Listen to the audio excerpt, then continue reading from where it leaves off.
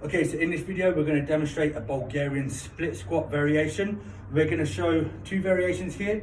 We're going to show a dual dumbbell variation, so two dumbbells, and then a single dumbbell variation. Okay, starting off with two dumbbells. In terms of setup, now there's this common misconception and common essentially mistake that people make when it comes to setting themselves up for a Bulgarian split squat. Commonly what we see is a lot of people will put their trailing leg up onto the bench first of all, and then they'll pick up the dumbbells, or sometimes they'll pick the dumbbells up first, then they put that trailing leg onto the bench, and then they hop themselves forward into position. That is what we want to try and avoid, because when we're looking at the leading leg, so in this demonstration I'm going to use my left leg as the leading leg. That's the one that's going to be in front of me, and then the right leg is going to be the trailing leg. That's the one that's going to be elevated onto the bench. Now, when we start in that position that I just showed you initially, where we're putting the trailing leg up first and then we're hopping ourselves into position, sometimes we might not get our knee alignment into that path of motion that is congruent and also conducive for our mechanics. So then typically what we end up seeing is a lot of people, when they get themselves into position, their leading leg is relatively more narrow, so it's come inwards, and then when they come down, we typically see that femur internally rotate, so the knee caves inwards. That's not going to be good for the knee. That can potentially cause some stress around the knee joint and also potentially around the hip joint. So what I like to do is I like to start by putting the leading leg in position initially.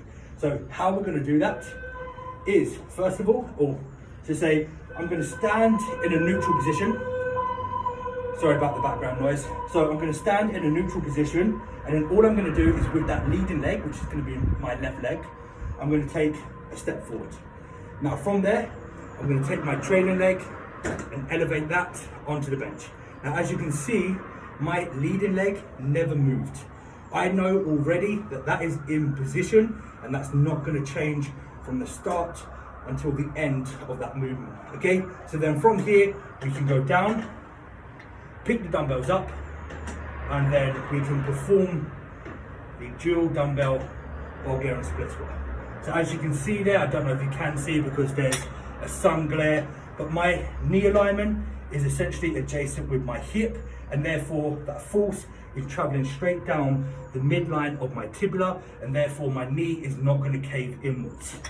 So then from here, as I get to the bottom, I stop in a position here, which is around about 90 degrees of knee flexion. If I go down any further, again, I don't know if you can see, but if I do go down any further, in order to get into that passive range of hip flexion, I'm having to go down and back, and I'm pulling my knee backwards.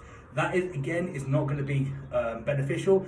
It's going to potentially cause stress on the knee joint. So you want to come down to a position where you're feeling a good degree of knee flexion and it's not being pulled back towards your hip. Okay, so just one more demonstration. From here, I come down, pause, and drive up. Now, if we're going to do it with one dumbbell, ideally I like to hold with the opposing hand to the leading leg. So for this example, my leading leg is going to be the left, so I'm going to hold the dumbbell with my opposite hand, so it's going to be the right hand. And then from here, same execution: down, up, up.